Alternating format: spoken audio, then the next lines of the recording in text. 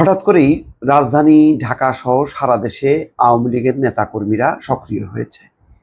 কিভাবে তারা সক্রিয় হচ্ছে, কে মদদ দিচ্ছে, এসব নিয়ে রীতিমতো তোলপাড় হচ্ছে সরকারের নানা বিভাগে, নানা মহলে। গতকালকে একটা ঝটিকা মিছিল করেছিল রাজধানী ঢাকায়। আওয়ামী লীগের পক্ষ থেকে একটা ঝটিকা মিছিল 20-25-30 জনের, খুব বেশি বড় না।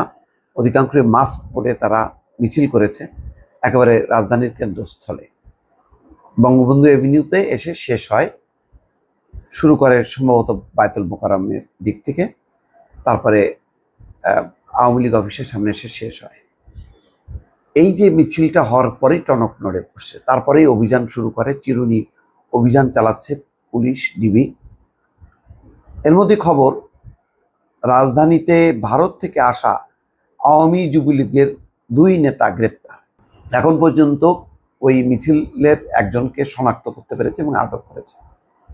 সরকার ধারণা করছে যে বাংলাদেশের চারপাশে নেপাল, ভারত, বিশেষত ভারত, সেখানে পালিয়ে থাকা, লুকিয়ে থাকা সেই নেতারা আস্তে আস্তে আসা শুরু করেছে।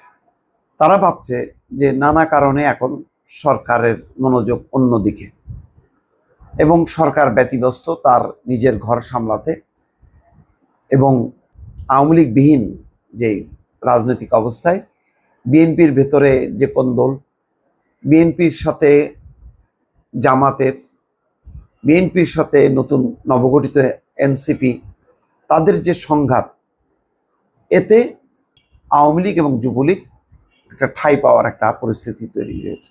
অর্থাৎ আওয়ামী লীগের দিকে আর নজর নেই। এখন আওয়ামী লীগ যদি সংগঠিত হয়, সামনে নির্বাচন, এবং সেই নির্বাচনে যদি তারা অংশ নিতে পারে, তাহলে তারা মনে করছে যে খুব দ্রুতই একটা পরিস্থিতি তৈরি হবে এবং আওয়ামী লীগের বাস্তবতাকে আন্তর্জাতিক মহল উপেক্ষা করতে পারবে না। যদি আওয়ামী লীগ সেই শোডাউনটা করতে পারে, তাহলে আওয়ামী লীগকে ঘিরে আওয়ামী লীগও যাতে নির্বাচনে অংশ নিতে পারে, সেই দাবিটা ভারত থেকে শুরু করে আন্তর্জাতিক মহল উপস্থাপন করবে এবং সরকারের উপর চাপ তৈরি করবে। সেই কারণেই হঠাৎ করে আওয়ামী লীগ রাজধানীতে সক্রিয় হয়েছে।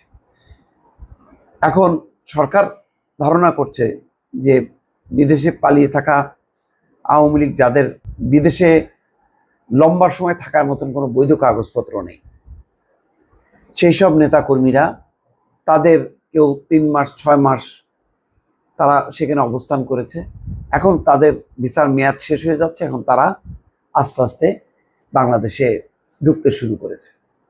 ঢুকে তারা একটা রাজনৈতিক অবস্থান নেওয়ার চেষ্টা করছে, যে যার অবস্থান থেকে তারা প্রথম দিকে যে হতবিহ্বল অবস্থা ছিল, ভীত সন্ত্রস্ত অবস্থা ছিল, সেই অবস্থা কাটিয়ে তারা আইন কানুনের ফাঁক ফোকরে, এবং অনেকেই দেখছে যে ইতিমধ্যে অ্যারেস্ট হলেও তারা আবার জামিনে মুক্ত হয়ে যাচ্ছে। ফলে আইনের একটা দুর্বলতার সুযোগে তারা এখন সংগঠিত হয়ে তারা একটা রাজনৈতিক অবস্থান জানান দিতে চাচ্ছে। এমনিতেই 8 মাস ধরে কোনো আওয়ামী লীগের তেমন কোনো সক্রিয় কোনো উদ্যোগ নেই, আয়োজন নেই, এবং দল হিসেবে আওয়ামী লীগ একেবারেই নিশ্চিহ্ন মানুষের কাছে। সুতরাং তারা যে নিশ্চিহ্ন হয়নি, সেই অবস্থানটা ফিরিয়ে আনার জন্য এখন তারা জোরে সোরে শুরু করেছে। এখানে সমকালের রিপোর্ট যে রাজধানীতে ভারত থেকে আসা আওয়ামী যুবলীগের 2 নেতা গ্রেপ্তার। এটা হচ্ছে কেন্দ্রীয় যুবলীগের শিল্প ও বাণিজ্য বিষয়ক সম্পাদক আব্দুল হাই এবং মতিঝিল 10 নম্বর ওয়ার্ড আওয়ামী লীগের যুগ্ম সম্পাদক মোস্তফা জামান বাদলের মধ্যে আওয়ামী লীগ নেতা মোস্তফা গণঅভ্যুত্থানের পর ভারতে পালিয়ে গেছেন, পরে সেখান থেকে নেপাল হয়ে দেশে ফিরেছেন। পুলিশ সূত্র বলছে যে 5ই আগস্টের পর তারা ভারতে পালিয়ে যান, সেখান থেকে নেপাল হয়ে দেশে ফেরেন। বর্তমান পরিস্থিতিতে দেশে আন্দোলনকে চাঙ্গা করতে কাজ করছিলেন তারা। সম্প্রতি তাদের নেতৃত্বে গুলিস্তান এবং পল্টন এলাকায় ঝটিকা মিছিল করে আওয়ামী লীগ এবং অঙ্গ সংগঠনের নেতাকর্মীরা।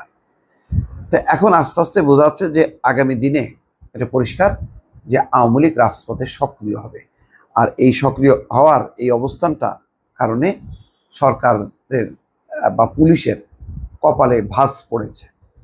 তারা একজন, যেমন প্রথম আলো লিখেছে যে ঝটিকা মিছিল যে করেছে, সেখানে দৈনিক বাংলার মোড় এলাকায় আটক করছে। তার নাম হচ্ছে সালাউদ্দিন সগির। তার বাড়ি পিরোজপুর মঠবাড়ি এলাকায়। সো সালাউদ্দিন সগির আওয়ামী লীগের কোনো সহযোগী সংগঠনের কোন পদে আছে তা নিশ্চিত হওয়া যায়নি। তো বোঝা যাচ্ছে যে দেশের নানা প্রান্ত থেকে, বিশেষ করে ওই অঞ্চলে এখনো আওয়ামী লীগের সক্রিয় অবস্থান আছে। শরীয়তপুর, মাদারীপুর, গোপালগঞ্জ, সেসব জায়গার নেতাকর্মীরা হয়তো রাজধানীতে জড়ো হয়ে তারা নানা ধরনের পকেট মিছিল বা জটিকা মিছিল করে আওয়ামী লীগ যে এখনো আছে, যারা পালিয়ে আছে বা ভীত সন্ত্রস্ত হয়ে আছে, তাদের ভেতরে একটা মনোবল সৃষ্টির জন্য তারা চেষ্টা করছে নানাভাবে। দর্শক ভালো থাকবেন, আল্লাহ হাফেজ।